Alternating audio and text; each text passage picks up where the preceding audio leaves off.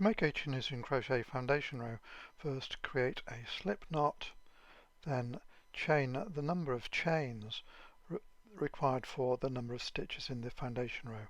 I want a foundation row of 8 stitches, so I am going to chain 8.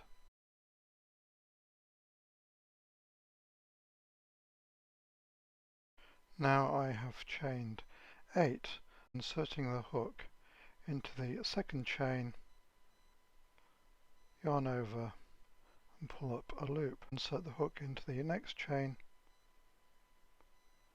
yarn over, pull up a loop, and continue working along the chain until the last chain. There will now be 8 loops on the hook. Now for the return pass, chain 1 and then mark the space between the 2 vertical bars here and the one behind it, so that this space can be easily accessed at the end of the next forward pass. Now yarn over, pull through 2 loops, yarn over, pull through 2 loops, yarn over, pull through 2 loops until there is just 1 loop left on the hook.